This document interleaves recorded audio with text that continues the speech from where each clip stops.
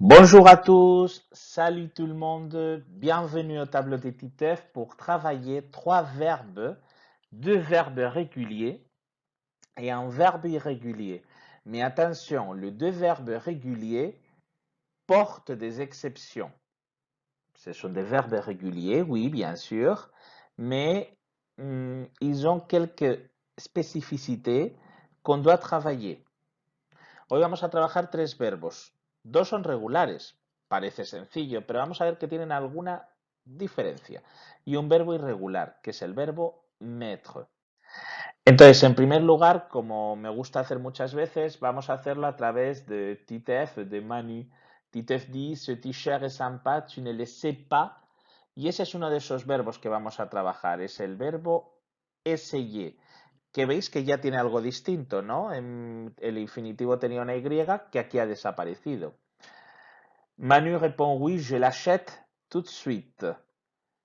Yo la compro esa camiseta. Y veis que ese verbo acheter también tiene una pequeña excepción, que es que hemos puesto una tilde ahí que en el infinitivo no tenía. Ok, Nadia nous attend dans la rue. Nos espera. Si os dais cuenta, también estamos empleando complementos directos, ¿vale? Te lo pruebas, lo compro, la compro, porque en este caso es la camiseta, y te la pruebas, porque es la camiseta, nos espera, porque es esperar a alguien, a ti, Tef, Emanu. Vamos a ver los tres verbos, ¿vale? Vous pouvez répéter bien sûr après moi, podréis repetir luego después de mí, pero antes de nada voy a explicarlos en primer lugar. Vamos con el verbo essayer, que significa probar, ¿vale?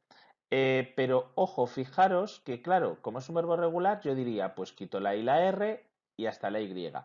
Vale, hay tres personas del singular, las tres personas del singular y la tercera persona del plural, en vez de poner Y van a poner I latina. Esa es la diferencia. El verbo acheter, que es el verbo comprar, en esas mismas personas, en las tres personas del singular y la tercera persona del plural, la E la va a poner una tilde. Y si os dais cuenta, es la tilde grave, es decir, la tilde contraria a la que tenemos en español. ¿Qué es lo que hace eso? Abrir la E. J'achète. Y por eso me veis la cara que hago. Achète. Abro. Ou j'ouvre la bouche. Abro la boca. Y luego tenemos un verbo, el verbo mettre, que es el verbo poner, un verbo irrégulier, alors il faut l'apprendre par cœur. Es un verbo irregular y no nos queda otra que aprenderlo de memoria. No tenemos más opciones posibles. Es verdad que las tres personas del plural más o menos podrían seguir una regla de verbos irregulares, de verbos regulares, porque cogerían hasta las dos T's y luego ONs, EZ, ENT. Pero como veis, las tres primeras personas del singular pues lo hacen de una manera distinta. Por ello siempre digo que los verbos del tercer grupo, como el verbo mettre, il faut les apprendre par cœur. Hay que aprenderlos de memoria. Maintenant, vous pouvez répéter après moi. On commence avec le verbe essayer. Empezamos con el verbo essayer. J'essaie, tu essaies, il essaie, elle essaie, on essaie. Nous essayons, vous essayez, ils essaient, elles essaient. Bravo, très bien, vous avez travaillé le verbe essayer. J'aimerais vous indiquer une petite chose par rapport à la prononciation, respecto a la pronunciación.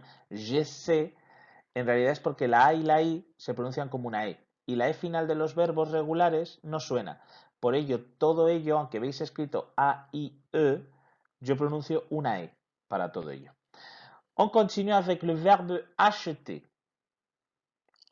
J'achète, tu achètes, il achète, elle achète, on achète. Nous achetons, vous achetez, ils achètent, elles achètent. Bravo, bien travaillé. Une petite remarque. Achète, quand je porte l'accent grave, je prononce et, j'achète, j'ouvre la bouche. Alors que dans la première personne et dans la deuxième personne du pluriel, je dis nous achetons, vous achetez. Je ferme la bouche. ¿D'accord? Ahí nos va a sonar a diferencia de los otros. Y luego, on continue et on finit avec le verbe mettre. Répétez après moi. Je mets, tu mets, il met, elle met, on met. Nous mettons, vous mettez, ils mettent, elles mettent. Bien, bravo pour ce travail. C'est très bien pratiqué. Et maintenant, j'ai fini la présentation de cette vidéo. N'hésitez pas à me contacter à travers mes réseaux sociaux si vous voulez travailler ou si vous avez d'autres doutes ou d'autres questions à me poser. Sur Facebook, les tableaux de TITEF, sur Twitter, @tableau de TITEF, sur Instagram, le tableau de TITEF.